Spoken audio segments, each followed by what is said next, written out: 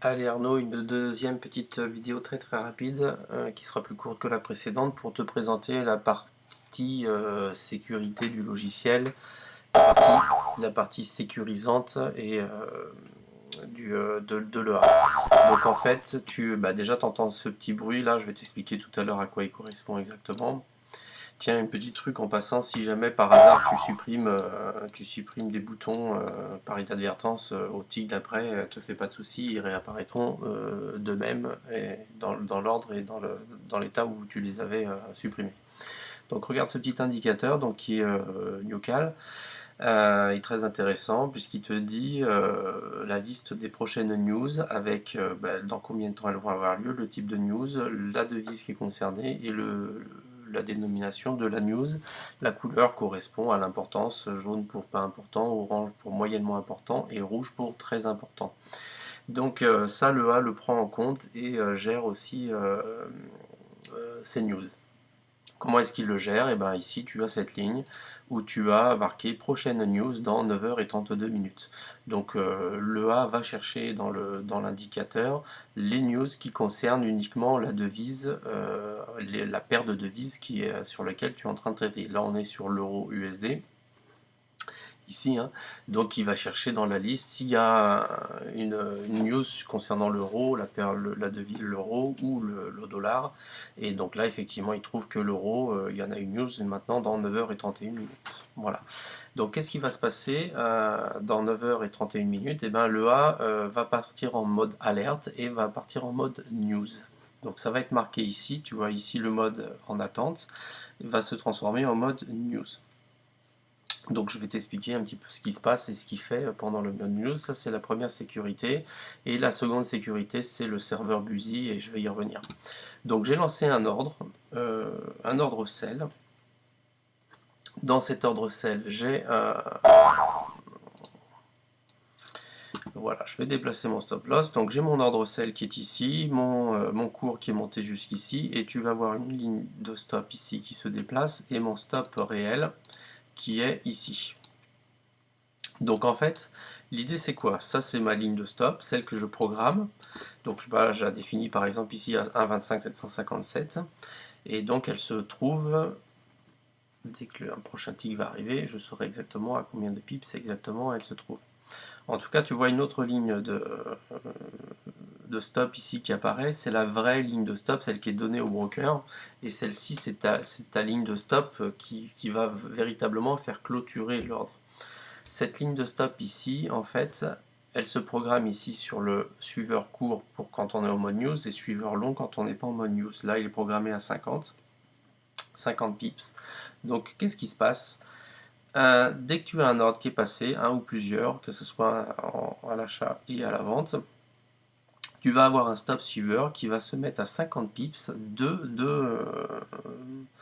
du ask ici en l'occurrence. Okay, donc si le cours descend, le suiveur va descendre et va toujours se situer à 50 pips du cours, tu vois. Tac, là le cours a bougé, le cours descend, hop, le pips descend aussi. En fait, il reste toujours à 50 pips.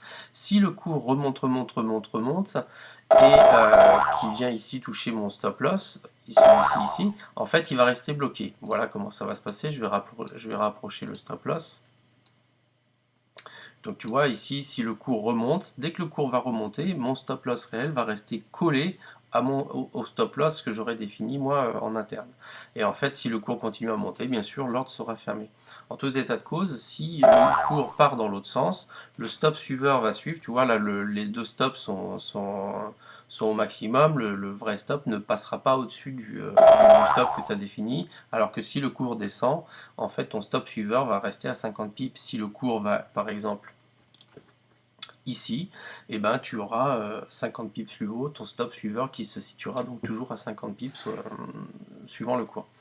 Et donc ça permet quoi? Ben, c'est une première sécurité. Si jamais, par le fruit d'une mauvaise chance, on va dire, tu as un énorme mouvement qui se déclenche en dehors de la news, par exemple, et ben, le cours va monter à toute vitesse et puis il va venir toucher le stop qui se trouve à 50 pips et ça sera, on va dire, une moindre perte en tout état de cause. Tu perdras pas, il y a un stop et puis tu perdras un minimum minimum de dessous, on va dire. Voilà. Et voilà. Donc, par contre, quand tu vas passer en mode news, qu'est-ce qui va se passer? Quand on va arriver à 2 minutes avant la news, le stop suiveur, qui est un stop long en mode non-news, va devenir un stop suiveur court en mode news. Donc pendant 8 minutes, c'est le durée du mode news que j'ai défini ici dans cette partie-là, et ben mon stop suiveur, il va non pas être à 50 pips, mais à 21 pips, c'est-à-dire très très court. Comme ça, pendant les news, si jamais le cours part brutalement dans le mauvais sens, on va dire, parce que tu avais ton trade encore ouvert, et ben tu ne perdras que 21 pips, par exemple, au lieu d'en perdre, par exemple, ici 52.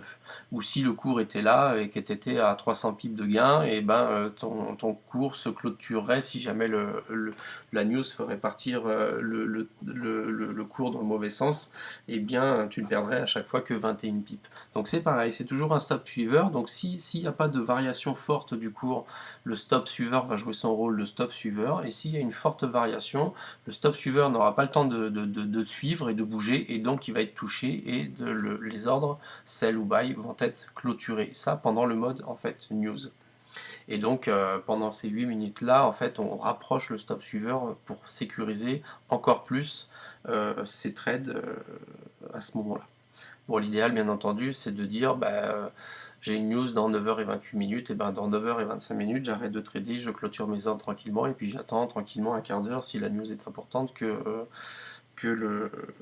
la news soit passée et que la volatilité de cette news se passe, parce que en fait, MetaTrader n'est pas du tout équipé pour trader les news. C'est vraiment une calamité, c'est une horreur totale, et c'est vraiment terrible d'essayer de trader les news, d'essayer de partir à l'achat quand tu vois que le cours part à l'achat. Enfin bon, c'est une horreur totale, quoi. Et ensuite, ce que le a fait aussi, c'est l'ultime sécurité, c'est ce que j'appelle le serveur Buzzy. Donc ce qu'il faut savoir, c'est que les petits bruits que tu as entendus tout à l'heure, c'est à chaque fois que le A détecte que le serveur est busy. Le serveur busy, ça veut dire quoi? Ça veut dire que la correspondance entre MetaTrader et le broker est interrompue. C'est-à-dire que tu ne peux plus passer d'ordre, tu ne peux plus modifier des ordres, tu ne peux plus mettre de stop loss, modifier un take profit, tu peux plus rien faire proprement parler. Le serveur se met en busy, c'est-à-dire il fait style qu'il est occupé. Et en fait, pendant qu'il y a des news, le serveur est extrêmement busy, extrêmement souvent occupé, ce qui fait que la plupart du temps, quand on essaye de modifier un ordre ou de passer un ordre pendant les news, on a le serveur busy qui se déclenche, et donc on ne peut rien faire. Donc ce que fait le A, c'est que chaque tick il get quand le serveur est busy, et en fait dès qu'il y a un tick où le serveur n'est pas busy, ce qui quand même arrive heureusement, il en profite à ce moment-là pour passer ses ordres, pour modifier les ordres éventuellement, etc. Donc le A, vraiment, la première chose qu'il fait, il regarde si le serveur est busy. S'il n'est pas busy, il essaye de travailler. S'il est busy, il laisse tomber l'affaire, et puis il me marque en rouge, il te marque en rouge, serveur busy.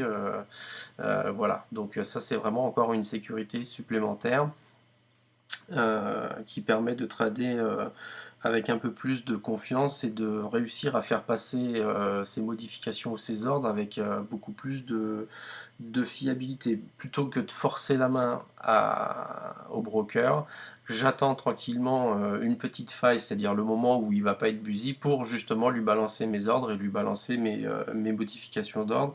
Donc je le ferai uniquement quand finalement il acceptera de le faire. Voilà. Voilà pour cette deuxième petite vidéo. J'espère que c'était clair, parce que c'est pas évident cette histoire de serveur busy, mais en tout cas c'est vraiment l'aberration, et c'est vraiment l'arnaque par rapport à tous les traders maison, on va dire, les traders comme nous qui utilisons MetaTrader.